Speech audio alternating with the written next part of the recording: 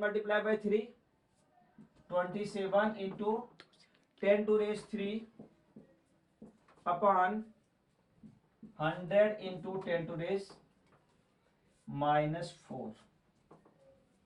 Okay, अब इसको हम क्या लिख सकते हैं, 27 into 10 to raise 3 upon 10 to raise 2 into 10 to raise -4 means हम क्या लिख सकते हैं, 27 इंटू 10 to raise 3 और अपॉन 10 to raise -2। तो e की वैल्यू क्या आ जाएगी, e की वैल्यू आएगी, अब क्या आएगी, मल्टीप्लाई हो जाएगा 27 इंटू 10 to raise 5, या फिर हम इसको लिख सकते हैं 2.7 इंटू 10 to raise 6, और e की यूनिट क्या होती है, न्यूटन पर कूलम। तो ये EA आ गया। In this way we will find the electric field on O by Q, QB के थ्रू निकालेंगे, इतना लिख लिया। तो वैल्यू तो सेम है, तो वैल्यू अगर इसके बीच की डिस्टेंस सेम है तो क्या हो सकता है, सब कुछ तो सेम है, तो EA इक्वल टू EB हम लिख सकते हैं। अभी ये वैल्यूज क्या है, प्लस माइनस थी, तो इसको हम जो है वेक्टर में ना लिख करके मॉडुलस ले सकते हैं। तो अगर EA इक्वल टू EB होगा तो हम क्या लिखेंगे, EB इक्वल टू कितना होगा, 2.7 इंटू 10 to raise -6 न्यूटन पर कूलम।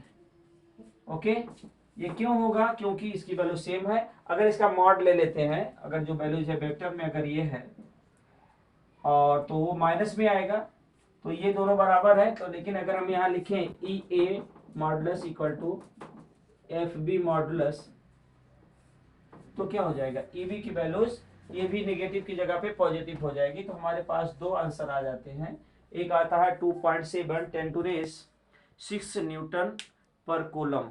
अब हमें क्या निकालना है, टोटल क्या निकालना है, total electric field on O। तो total electric field on O equal to is क्या होगा, E equal to EA plus EB, ये होगा। चलो EA की वैल्यू क्या होती है निकालिए, EA की वैल्यू वही है 2.7 इंटू 10 to raise 6, और इसकी भी वैल्यू 2.7 इंटू 10 to raise 6। ठीक है, अब क्या हो जाएगा, 5.4 10 to raise 6 न्यूटन पर कूलम। ये क्या है, इलेक्ट्रिक फील्ड ऑन Q हो गया। ठीक है, लिख लिया। तो ये हमारे पहले एक आंसर आया। अब हमें B निकालना है, तो इजी है, आप निकाल सकते हो। कैसे निकालेंगे बता दे अभी। चलो, कितने लोग यहाँ पे हैं जिनको टेस्ट चार्ज और इलेक्ट्रिक फील्ड के बीच में रिलेशन पता है। यहाँ पे ही बताया है, टेस्ट चार्ज हमें दिया गया है, मतलब Q की वैल्यू गिवन दैट है। फॉर B पार्ट के लिए Q की वैल्यू क्या दी है, 1.5 10 to raise -9 क्या दिया है, कूलम दिया गया है। ठीक है, अब हमें क्या बताना है, F की वैल्यू निकालनी है, किसके पॉइंट ऑफ व्यू से, इलेक्ट्रिक फील्ड। तो F क्या होता है, F इक्वल टू QE होता है, और E की वैल्यूज आपने यहाँ निकाल ही लिया है। तो इसकी E की वैल्यू यहाँ पे सब्स्टिट्यूट करके देखो क्या होता है, इसकी वैल्यूज है 1.5 10 to raise -9 and E is this values 5.4 10 to raise 6।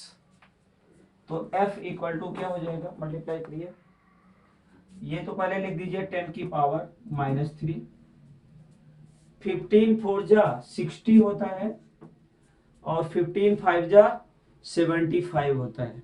तो 75 और 6 तो कितना हो जाएगा, 81। अब डेसिमल पॉइंट कहाँ कहाँ लगेगा, 2 डिजिट पे, तो यहाँ लगेगा। तो हम क्या कह सकते हैं, जो हमारा फोर्स आएगा इसके पॉइंट ऑफ व्यू से 8.1 इंटू 10 to raise -3 न्यूटन लगेगा। ठीक है, ये लिखा